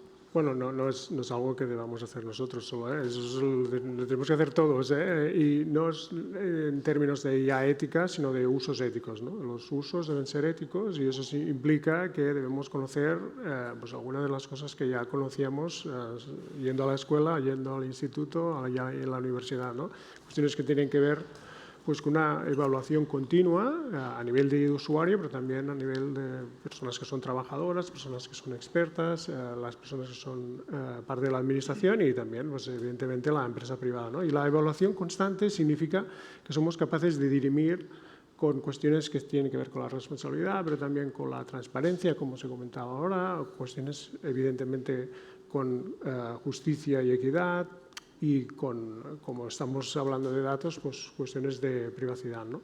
Siempre hay una tendencia a unos principios más que otros, pero podríamos decir que como mínimo hay pues unos 6, 7, a veces 10 principios que debemos considerar, ¿no? Y con el auge de lo que se denomina aprendizaje automático, que es pues estas técnicas estadísticas que permiten analizar pues muchísimos datos, encontrar patrones y a la vez luego entrenar modelos de una forma supervisada o no, pues ya entran otros parámetros, ¿no? Como pues, la autonomía, que es pues, si es más o menos la que le das al sistema, y luego la sostenibilidad de estos sistemas, porque evidentemente pues, consumen electricidad, consumen agua y consumen pues, muchos recursos que a veces pues, para una solución determinada que no debería ser tan complicada, pues mejor no utilizarlos, ¿no? Entonces, debemos plantearnos esto de una forma que sea como en un ciclo de vida constante, ¿no? Tanto de los datos como también de los sistemas. Y normalizarlo, ¿no? De la misma forma que en principio llevamos los vehículos a una ITV para pasar la revisión, pues también debemos llevar estos sistemas a esta revisión constante que nos permita estar seguros y tener también esa confianza pues versus estos sistemas. Y hacerlo ahora mismo es como, bueno, muy opcional, ¿no? Casi solo los que son muy de los parámetros o de aplicar pues estos usos éticos lo van a hacer, pero tenemos la suerte que hay también la legislación, que no es otra cosa que la traslación de estos principios en disposiciones legales, pero aún y así pues se ve como un freno, ¿no? Y entonces nosotros no solo desde el observatorio, desde muchos ámbitos, el académico también, desde la sociedad civil también empezamos a ver como que se apuesta claramente en términos diferenciadores, ¿no? Si lo usamos bien, si estamos encima, si vamos a revisar el código, si vamos a ver cuál es el impacto y nos protegemos a nivel de derechos, pues algunas de estas aplicaciones van a ser mejores, ¿no? Y es así como hacemos estas tecnologías. No nos quedamos así diciendo, ya está, tal y como es, está perfecto, ya estoy contento. No, si vamos a presionar para que sean mejores, ¿no? Y eso muchas empresas no lo van a hacer. Eso de la autorregulación no va a existir, ya os lo digo. No se dedican recursos a eso. De hecho, están desmantelando los departamentos de ética, están desmantelando todo lo que es de alguna forma un freno a una determinada innovación, pero lo que realmente es innovador es que una tecnología impacte de forma positiva en el conjunto de la población. Entonces, ¿cómo podemos hacer eso? Pues no solo haciendo esta evaluación continua, sino también preguntando y haciendo partícipe a todo el mundo de este proceso de transformación, ¿no? Eso cuesta mucho dinero para algunos, pero para otros no tanto. Entonces, ¿qué significa? Pues que los procesos deben ser pues, mucho más transparentes, mucho más participativos. Debemos incorporar no solo a aquellas personas, aquellos perfiles más tecnólogos, sino a aquellos expertos en el tema en concreto, ¿no? Si son servicios sociales, pues no vamos a dejar aparte todas esas personas que están dirimiendo con personas y en servicios sociales, ¿no? Y además necesitamos pues, aquellos que están en la administración pública, no como personas de servicios sociales, ¿no? Y eso significa que conocen claramente cuáles son las limitaciones y a través de esas limitaciones podemos evaluar mucho mejor un sistema. Y esto nosotros lo hemos hecho a nivel académico bastantes veces y sabemos que podemos escalarlo. Otra cosa es que pues algunas compañías quieren hacerlo. ¿Por qué? Porque tener el control sobre un producto es mucho más fácil que dar el control a muchas más partes, ¿no? Entonces, ahí es donde como sociedad debemos presionar para que esa evaluación no solo la hagan las administraciones, sea la SEDIA, el observatorio, que no va a hacer este tipo de certificación, pero como mínimo sí que va a vislumbrar que es importante, sino que lo debemos hacer todos. O sea, todos debemos evaluar estos sistemas y tratar de hacer todo lo posible para que mejoren. Y evidentemente trasladar a veces a través de organizaciones como Cibio, a través de organizaciones como Algorithm Watch o AlgoRights o quien sea, para presionar para que realmente tengamos unos sistemas que sean mejor. Y además, no solo que sean mejor, sino plantearnos su presencia, en algunos casos, quizás en muchos, pero también su ausencia. Es decir, es que funciona tan mal o no nos soluciona absolutamente nada que es mejor que no entre ninguna tecnología de este tipo. Mejor sin, ¿no? Para llegar a ese punto, creo que necesitamos madurar más, ¿no? ¿Y en qué maduramos? Bueno, pues primero necesitamos un cierto conocimiento de las limitaciones de estas tecnologías y además debemos ser capaces nosotros en nuestro día a día de decir claramente esto no funciona. Y no pasa nada. O sea, fijaros, ¿quién se subiría en esta sala en un avión que fuese pilotado por ChatGPT? Pero entonces, ¿por qué le decimos a ChatGPT cómo debería cocinar determinado plato? Y eso no es un riesgo muy grande, pero ¿por qué le decimos a ChatGPT cómo asignar una determinada ayuda? Porque lo hacemos, porque algunos trabajadores lo hacen. Cuando sabemos que se va a equivocar en un 30-40% de las veces. Pero no nos subiríamos en un avión pilotado por ChatGPT. Entonces, ¿por qué tomamos ese riesgo? Pues no pasa nada, podemos decir que no vamos a hacer eso. Y en algunos casos sí que vamos a utilizarlo porque nos va bien para la abstracción, porque no tenemos un compañero de abstracción y ChatGPT puede ser interesante en alguna de estas cosas, o para hacer un determinado resumen, como dicen algunos, ¿no? O ver sus limitaciones, ¿no? Que es lo que más nos gusta a los académicos. Pero debemos evaluarlo constantemente, ¿no? Y a partir de los principios podemos evaluarlo mucho mejor. Entonces, claro, eso también significa que debemos conocer qué significa eso, la responsabilidad, la autonomía, la sostenibilidad. Y no está mal, porque así pues también redescubrimos que había una cosa que se llamaban principios éticos, ¿no? Que no es algo menor. Nayara, ¿qué otros mecanismos tenemos a nuestra disposición? Quizás nos puedes hablar un poco de los registros públicos, de algoritmos o auditorías y qué opinas sobre esto. Precisamente auditorías, que es una palabra que suena muy técnica, pero en realidad puede pasar de hacerse de una manera, digamos, muy sistematizada y asociada a algo como muy profesional y muy técnico y tal. Hacer una auditoría a un algoritmo puede consistir en hacer un experimento con ChatGPT, por ejemplo, o un experimento con, digamos, los tablones que nos salen en nuestras redes sociales cuando nos metemos en Facebook, en Instagram, en YouTube. Todo lo que vemos ahí está curado, ¿no?, por un algoritmo en base a los datos que tiene sobre nuestros intereses, nuestras preferencias. Entonces, diseñar ciertas maneras de testear esos tablones, ese contenido que vemos, también es auditar de alguna manera un algoritmo, porque al final estamos como intentando ver cómo funciona en base a diferentes parámetros, diferentes estímulos, diferentes metodologías o maneras de uso que podamos darles. Y esto es algo que, por ejemplo, hacemos mucho en Algorithm Watch, es decir, diseñar maneras de testear cómo puede funcionar un algoritmo. Y aquí quiero decir una cosa muy importante, y es que en relación con una cosa que ha dicho Eva antes, las administraciones son muy herméticas con cómo utilizan los algoritmos.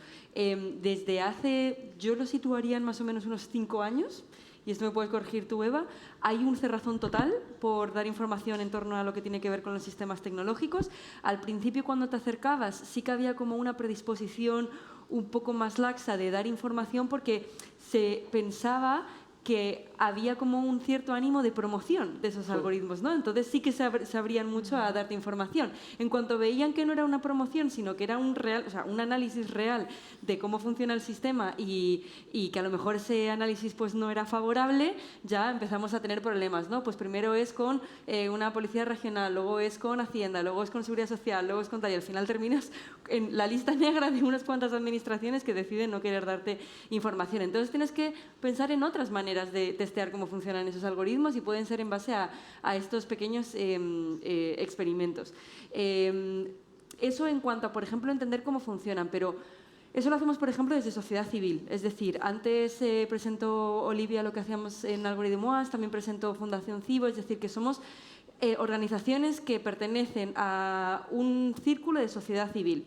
No estamos asociados a gobierno, no estamos asociados a empresa privada, entonces digamos que tenemos como nuestra libertad y nuestra independencia para hacer esta búsqueda de información y luego intentar generar un impacto con esa información que logramos, ¿no? Que logramos obtener.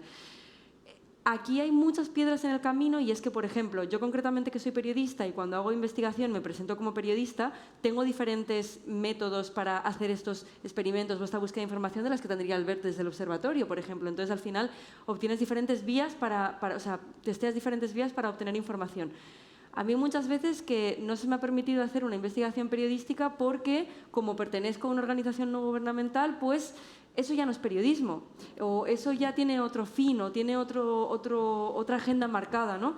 Y al final, en realidad, se nos ponen como trabas a todo lo que llevamos hablando en esta charla, que es simplemente querer entender cómo funcionan estos sistemas, y el problema es que al final esa necesidad de entendimiento viene casi siempre del mismo bando, que es efectivamente periodismo de investigación, sociedad civil, observatorios de ética que quieren entender cómo se pueden hacer los algoritmos un poquito más accesibles y más transparentes y que funcionen mejor para la población. Entonces, parece que ese bando, por así decirlo, se ha visto siempre como la oposición a que se utilicen esos algoritmos. Y creo que de esta charla al menos se puede como vislumbrar que no es un estar en contra del uso de la tecnología. Se puede utilizar tecnología de forma favorable, se puede utilizar como para agilizar procesos, para reducir costes, como hemos estado diciendo a lo largo de la charla, pero simplemente por venir, digamos, desde este espacio de necesidad de transparencia, de explicabilidad, pues ya hay como una barrera muy grande. Entonces, si se me pregunta qué podemos hacer para intentar que estos algoritmos vayan mejor, podemos empezar por garantizar ese acceso a la información. Yo no tengo por qué decir que un algoritmo que utiliza la administración pública es malo desde el principio. Y aquí yo siempre estoy de acuerdo con Eva en relación a algoritmos de administración, pero sí que es verdad que la actitud de desconfiar desde el principio no empecé con ella cuando empecé este tipo de investigaciones. Al final se te crea en base a todo lo que ves durante el proceso, en base a todos los resultados que dan estas investigaciones, en base a la reacción que tienen las administraciones. Si tú como administración consideras que tu algoritmo realmente es favorable y está ayudando a la sociedad, no tendrías por qué tener ningún problema en precisamente explicar cómo funciona. No hay secreto industrial, no hay propiedad intelectual. Estos son excusas que nos ponen para no liberar posibles problemas. Entonces, si hubiese una cooperación un poquito más amplia entre esa información y lo que podemos hacer desde sociedad civil, desde diferentes ámbitos para digamos, auditar esos algoritmos, creo que todo podría ir mucho mejor. Sé que esto es muy wishful thinking y es, digamos, si tuviese carta blanca para pedir lo que quisiese a nivel estatal, pues seguramente pediría esto, que esta colaboración fuese un poquito más estrecha y que no se viese siempre como con esta fricción de tú quieres criticar mi algoritmo, entonces no te voy a dar información. Al revés, tú me estás vendiendo que tu algoritmo funciona perfectamente y que va a ayudar a la sociedad, yo estoy intentando ayudar a esa parte, ese grupo poblacional que tú estás diciendo que sirve tu algoritmo, entonces vamos a colaborar un poco, ¿no? Desde a lo mejor ese principio de transparencia y explicabilidad hasta el proceso de implantación. Yo creo que podría mejorar mucho el proceso en sí, más que poner todas esas trabas. Sí, yo estoy muy de acuerdo con eso que estabas comentando, Yara, y plantearía que hay una cosa que a veces la administración no se está dando cuenta y la empresa privada tampoco, y es que actualmente tratar a la ciudadanía como si no tienen ese derecho a la información es muy peligroso, pero sobre todo porque se está girando un poco la tortilla, ¿no? En el sentido de que la gente empieza a desconfiar. Claro, si tú generas un ecosistema en el cual la desconfianza prima, y no porque la administración lo haga del todo mal, sino porque básicamente hay una cierta relación con unas determinadas compañías, especialmente grandes tecnológicas, pues que la gente la conoce, ¿no? Entonces, esa desconfianza puede ser luego pues, muy poco beneficiosa en cuanto a la relación que debería tener la ciudadanía con la administración, ¿no? Y además, en cuanto, si tú ves luego las empresas que lo están haciendo mejor, son aquellas que son más abiertas y además que promocionan el producto no solo en términos utilitaristas, sino también de competitividad a través de su sostenibilidad, de unos principios, etcétera, pues te das cuenta que hay algunas fórmulas que funcionan mejor que otras, ¿no? Así pues, si queremos generar confianza, debemos hacer las cosas de otra forma, ¿no? Y esa otra forma es justamente, pues eso, ser claramente más abiertos cuando se pide información y que la evaluación constante forme parte de la forma del modus operandi de la administración a nivel de digitalización, pero también de inclusión de algunas nuevas tecnologías. Porque si no, vamos a generar desconfianza. Y eso también es un círculo muy vicioso, porque sabemos claramente que si la gente empieza a desconfiar en estos sistemas, en todos, y algunos funcionan bien, vamos a tener problemas. Imagínate que yo ahora, cuando me retire, que no sé cuándo va a ser, pues no me crea que lo que me diga es Seguridad Social, ¿no? Y que todo el mundo empieza a poner demandas, ¿no? Vamos a colapsar. Bueno, igual no demandas, pero intentar hacer tú el cálculo, por si acaso, no Sí. me parece tampoco. O sea, No. cuando hablo de desconfianza, no me refiero en términos globales, además, confío mucho en las instituciones para lo que me he encontrado, pero me refiero sobre todo a una especie de mecanismo de defensa que creo que deberíamos de tener contra la tecnología, siempre lo hace bien, y contra las administraciones siempre lo hacen bien. Sí, Vale, esta especie de, bueno, lo puedo comprobar, vamos a comprobarlo.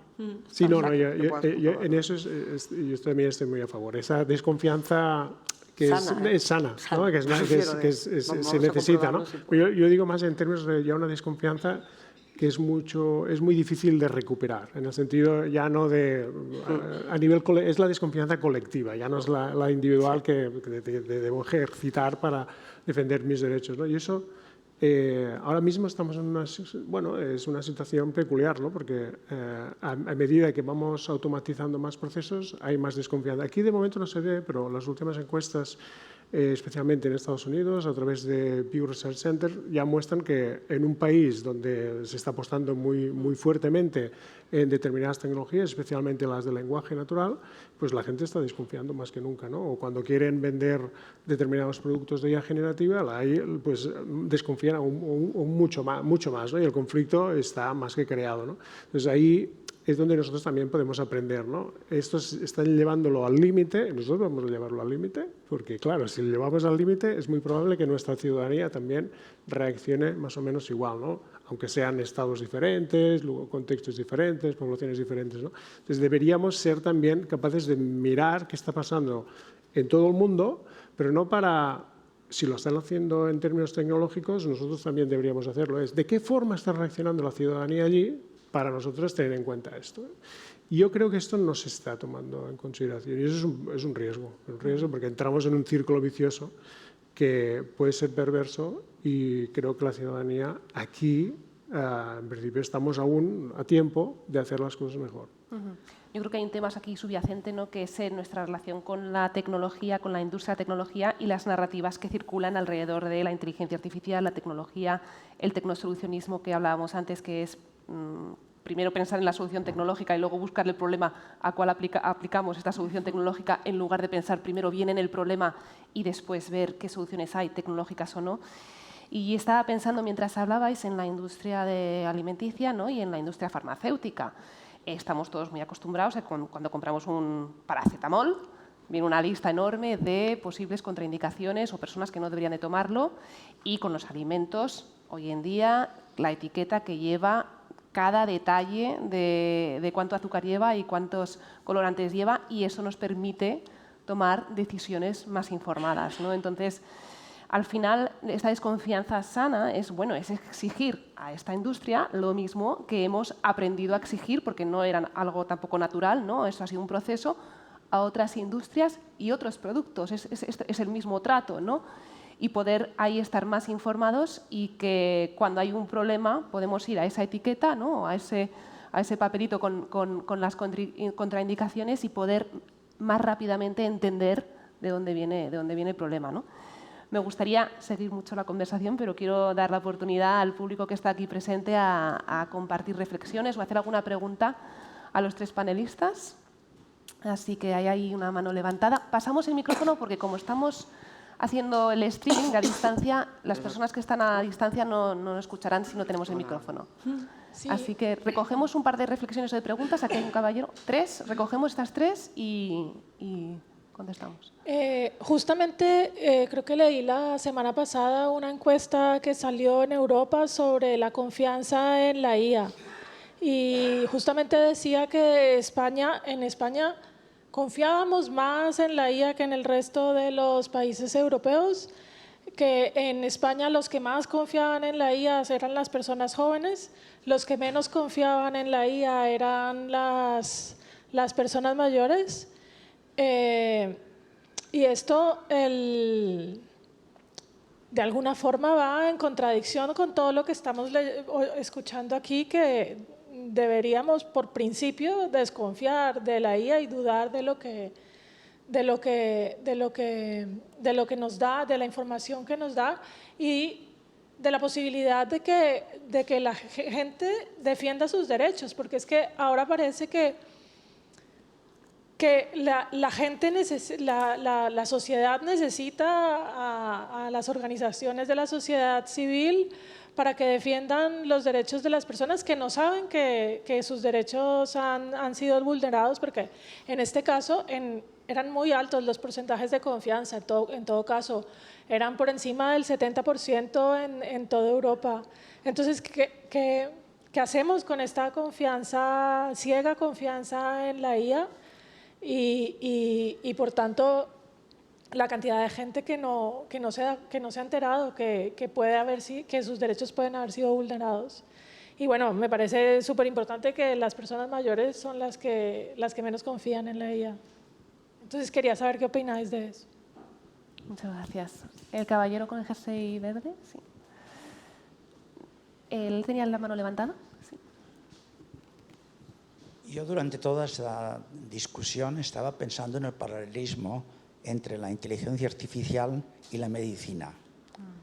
Hay en la medicina unas empresas que quieren desarrollar un producto porque han tenido unos informes que aquello puede ser interesante, y entonces hay un organismo que tanto a nivel internacional como nacional hace una criba o unas condiciones para que lo utilice.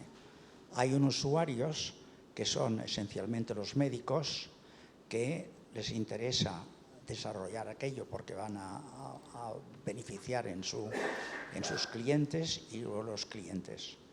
Entonces, no se puede hacer algo de paralelismo.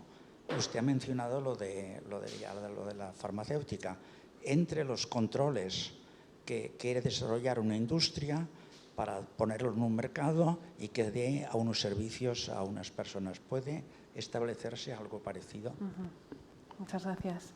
¿Y la tercera pregunta o reflexión ahí al final? Macheco, porque si no... Hola, ¿qué tal? Bueno, la buena noticia es que tenemos profesionales como los que están en la mesa para explicarnos un montón de cosas y todo el trabajo que estáis haciendo, que es bastante importante.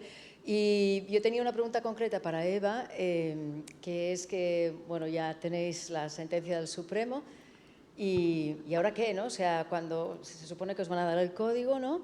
Y ahora que entiendo que lo analizaréis, veréis y lo publicaréis, obvio, ¿no? Como es, pero también, como has dicho, ¿no? Que esto marca bueno, que es un precedente para pedir mucho más y qué planes tiene Cibio para ahora abrir la caja de Pandora y empezar a sistematizar esa transparencia, ¿no? Que somos pioneros en Europa gracias a vosotros, ¿no? Y que, bueno, y sobre lo que un poco también lo que decía ella de la confianza y de estos estudios, ¿no? Que qué bueno que se organicen estos eventos, ¿no? Para que todos podamos seguir entendiendo, sabiendo y pensando más en todo lo que es esta tecnología, ¿no? Y ya está.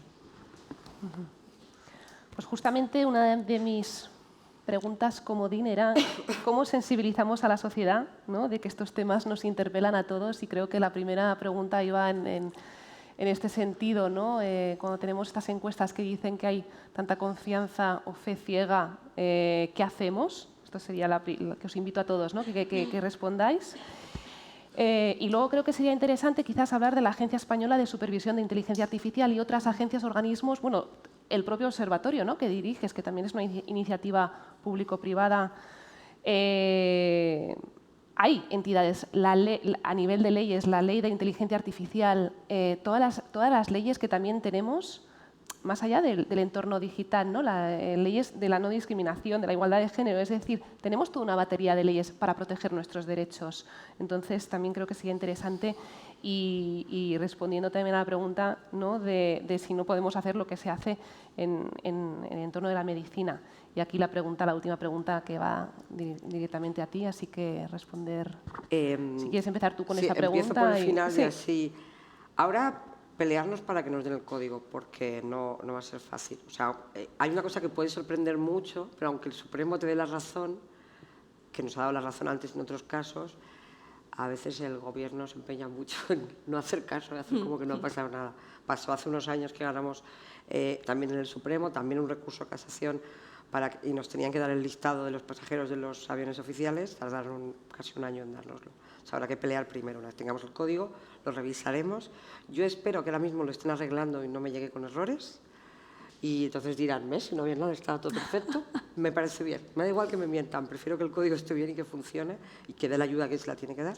Y ahora lo que estamos haciendo es, y ya llevamos unos años con esto, porque llevamos 2 y medio, cada vez que se habla de algún algoritmo o encontramos algún tipo de algoritmo, inteligencia artificial de cualquier tipo en contratación pública, lo que hacemos es pedirle al organismo competente funcionalidades, documentos técnicos, y los que son interesantes pedimos el código.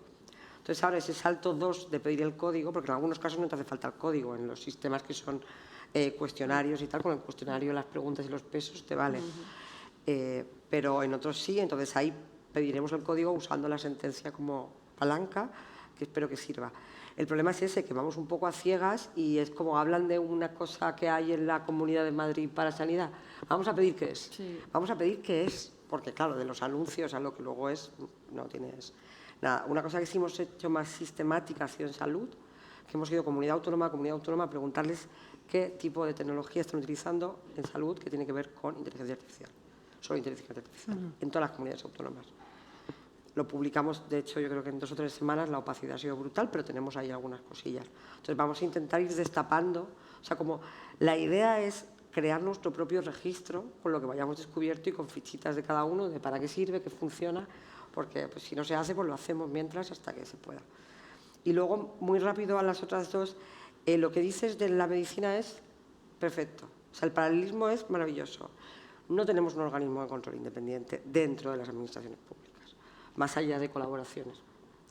Pero no tenemos... O sea, la ESIA no es independiente. Ni es independiente... La Agencia Española de... La Agencia Española de Supervisión de la Inteligencia Artificial no es independiente. Nosotros pedimos cuando se aprobó que fuera independiente, no nos han hecho ni caso. Depende del Ministerio, no tiene rango suficiente como para tal, no puede imponer apenas sanciones, no tiene casi recursos suficientes. O sea... Perdonad. Y esto para mí es la clave. O sea, necesitamos a gente dentro de las administraciones públicas que quieran defender lo público, que sepan de esto y que tengan poder e independencia como para controlar y poner controles.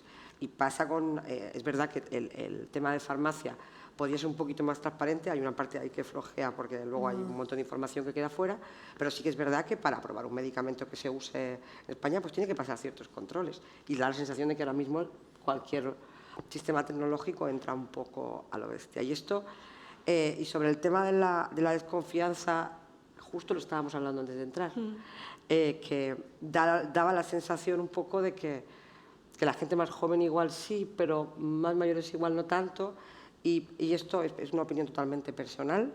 Yo creo que tiene mucho que ver como... Hay una parte de todo esto que estamos viendo ahora de lenguaje natural, inteligencia artificial, que es humo. Hay una parte que es real, hay un avance que es real y que puede ser muy útil, pero hay una parte de lo que se vende y lo que se cuenta que es humo, que en realidad ni es inteligencia artificial, ni sirve para eso, ni va a solucionar nada. Entonces, yo creo que cuanto más mayor eres, más curtido estás en que te cuenten que viene una revolución y luego te des cuenta de que en realidad... Entonces, creo que esa desconfianza viene más por esa parte de... Me han vendido muchas motos en mi vida que luego no eran para tanto, entonces voy un poquito con más cautela que alguien que igual nunca se ha llevado un chasco. Pero esto es personal. ¿Puedo añadir a la parte? Porque es que a mí me ha surgido un pensamiento ligando las dos preguntas, la primera sobre confianza y la segunda sobre medicina. Y esto sí que es verdad que no lo hemos tocado, o al menos yo no lo he mencionado, porque la charla es administración pública y tecnologías digitales, por no llamarlo inteligencia artificial, pero hay que tener una cosa en cuenta y es que toda la revolución de la inteligencia artificial, todo lo que estamos viendo en este momento de hype absoluto de modelos de lenguaje, ChatGPT, una máquina que nos responde como si estuviésemos hablando con un humano, en realidad todo está asentado sobre la necesidad de tapar una falta de recursos a todo nivel muy grande. Y pongo un ejemplo práctico.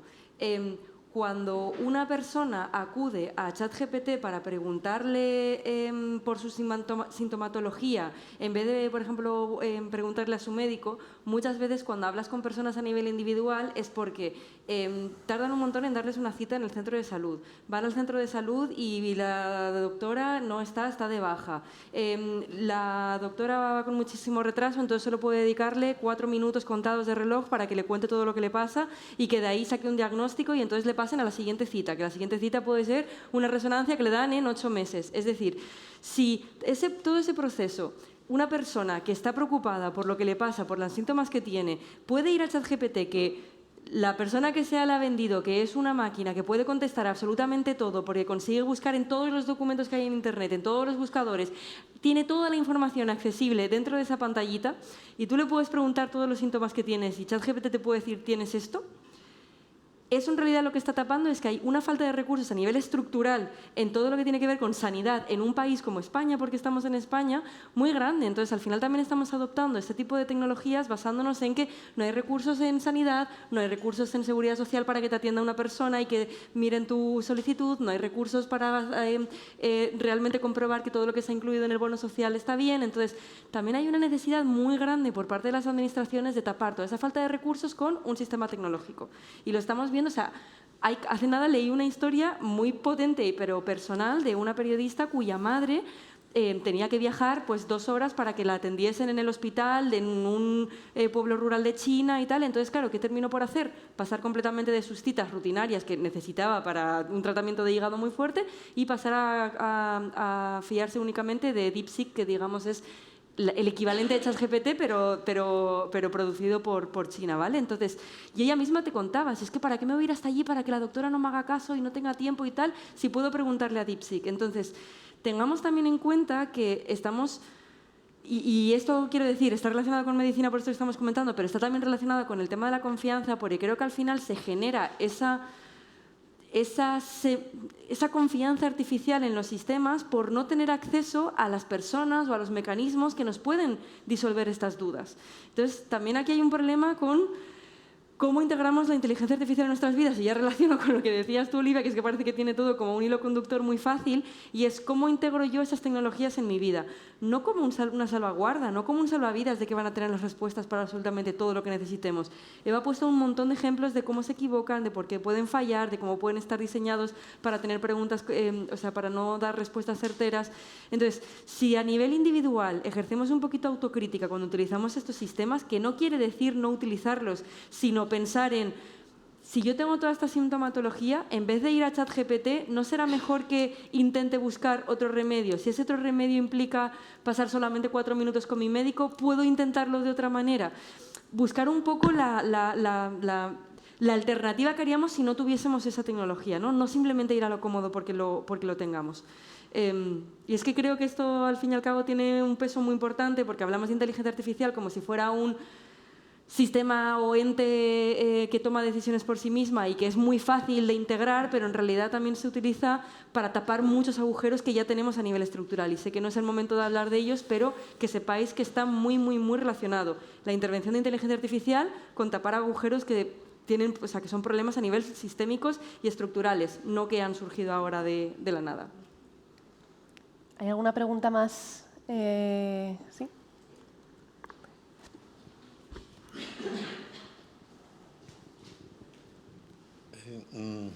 Gracias por la ponencia. Bueno, compartiendo absolutamente el último razonamiento que hacía Nayara, porque es indiscutible, nuestros gestores van a presumir de las inversiones que han hecho en tecnologías y seguirán sin incrementar las plantillas. Esto será un hecho. Creo haber observado que sois partidarios del código abierto. Entiendo que es una manera de realmente poder fiscalizar algo de esto. Si no, no vamos por un camino. Yo lo celebro. Y hay una cuestión que Estamos compitiendo, creo, en estos momentos, China, decíamos, Estados Unidos sobre todo.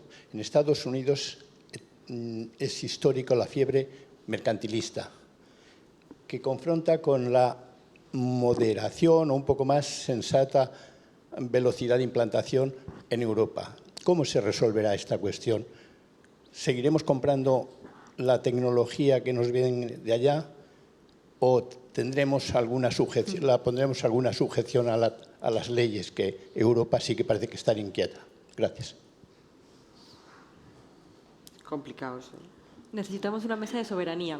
Sí, Una mesa de soberanía. Soberanía. Bueno, el 12 de noviembre, yo aquí hago una cuña publicitaria, la última sesión de este ciclo, precisamente, tendremos a 3 periodistas y hablaremos de cómo estamos construyendo o qué responsabilidad tienen los medios de comunicación a la hora de construir los relatos sobre la inteligencia artificial. Incluso pondremos en cuestión el propio término inteligencia artificial y si realmente es útil para describir este tipo, ¿no?, de sistemas y de tecnologías, o nos ayuda a pensar que esto es algo mucho más de lo que es. Entonces, os invito a que vengáis el 12 de noviembre para seguir con esa conversación. Y si queréis responder, vamos un poquillo justos de tiempo, o sea que si podemos hacer un poco breve. Sí, yo la verdad es que iba a responder la pregunta anterior sobre la confianza, pero esta es una pregunta también muy relevante. Solo sobre la confianza, deciros que, si bien aún no lo podemos publicar, pero sí que puedo decir que en un estudio que hemos llevado a cabo aquí en España, con una muestra española, no solo europea, con una muestra pequeña, sino relativamente grande, la parte de la edad la encontramos, pero también hay la parte socioeconómica. Aquellos que tienen más ingresos tienen más confianza y aquellos que no tienen ingresos como para subsistir. Y eso también es problemático, porque de alguna forma te indica que no es una cuestión simplemente de edad, es también de recursos. En cuanto a este apunte final, creo que es fundamental. Creo que Europa lleva demasiados años en un vasallaje que es completamente inaceptable en cuanto a lo que en cuanto a tecnología se refiere. Y creo que, de todas formas, el hecho de que ha sido muy cauta en la inversión tampoco tiene unos ciertos riesgos, pero también tiene unas ventajas, ¿no? Y las ventajas es que ahora mismo nos encontramos en 3 burbujas. Una burbuja es claramente de infraestructura, se está invirtiendo muchísimo en centros de datos y eso en Europa no se ha hecho al mismo nivel o a la misma escala que en Estados Unidos. Esto es un riesgo enorme, no solo porque aún no se vislumbran los beneficios, sino que el coste es enorme. Y no solo el coste a nivel de electricidad y de agua, ¿no?, el coste en cuanto a infraestructura. Luego, eso se va a tener que justificar y ya vemos que de momento tenemos una economía en Estados Unidos claramente sobrevalorada en cuanto a las acciones se refiere. Pero luego hay también una burbuja que es de alguna forma conocida en cuanto a las expectativas, ¿no? ¿Qué esperamos de esto? Llevamos mucho tiempo hablando de futuro. Si os fijáis, todas las compañías están diciendo de aquí 2 años, de aquí 5 años vamos a tener una tecnología mejor, ¿no? Como una forma de justificar que no hemos llegado allí donde queremos llegar, pero nunca vamos a llegar en realidad, ¿no? Esto es como la falsa promesa de siempre, ¿no?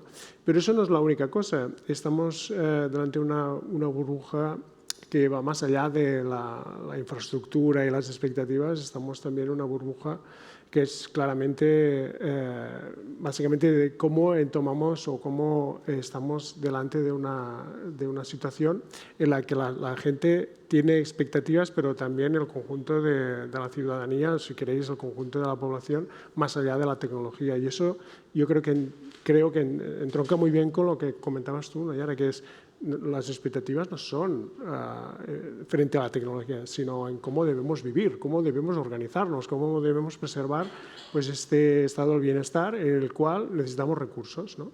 Pero claro, hay una burbuja ahí que es la de no hay recursos para algunas cosas, pero hay recursos para otras. Pero eso la gente al final, yo creo que ya llevamos, especialmente en España, donde hemos sufrido una recesión absolutamente descomunal, ya no te lo compra, no te compra que no haya recursos para servicios sociales o para un estado de bienestar y en cambio nos vamos a dedicar a gastar no sé cuántos millones de euros en determinadas tecnologías que no son pues lo último que realmente hay, ¿no? Entonces, esa burbuja afecta a la confianza y además afecta a cosas que realmente son fundamentales, ¿no? para que nosotros podamos avanzar. Y por eso digo, al principio decía, bueno, pues no está en riesgo, ¿no? Ha sido conservadora Europa, no vamos a sufrir cuando estalle, porque va a estallar, pues pues lo que sería el daño directo, pero indirectamente sí, porque ya sabemos lo que ha pasado con los grandes cracks, ¿no? El del 29, evidentemente el 73, luego el 2008, 2009, que al final afecta a todo el mundo, ¿no? Pero a algunos los va a afectar más que a otros, eso está clarísimo. Y eso... Yo creo que... Perdón, pero es que estoy mirando la hora y nos falta un minuto y me piden ser muy puntual, o sea que si podemos ya acabar la reflexión. Sí, y eso pues yo creo que deberíamos ser conscientes, que bueno, en cierta medida ser cautos pues tampoco ha sido tan malo, ¿no? Aunque algunos digan, habéis perdido no sé cuántos trenes, bueno, sí, quizás. A mí me gustaría invitaros a los tres a dar una última reflexión, si queréis, a modo de recomendación, o una carta a los reyes, o lo que queráis, una última reflexión para cerrar la mesa. Bueno, para mí la clave de todo esto es que si una tecnología que usa la Administración, no podemos revisarla, no podemos comprobarla desde organismos independientes, desde la propia ciudadanía, no se debería aprobar su uso nunca. Sí, seguir avanzando en esa misma línea que se ha planteado hoy aquí. De alguna forma, todos somos partícipes de este proceso y todos debemos tener capacidad de decir si funciona bien o no funciona bien y a partir de ahí mejorar la situación, no solo tecnológica, sino también todo aquello que rodea la tecnología. Muchas gracias.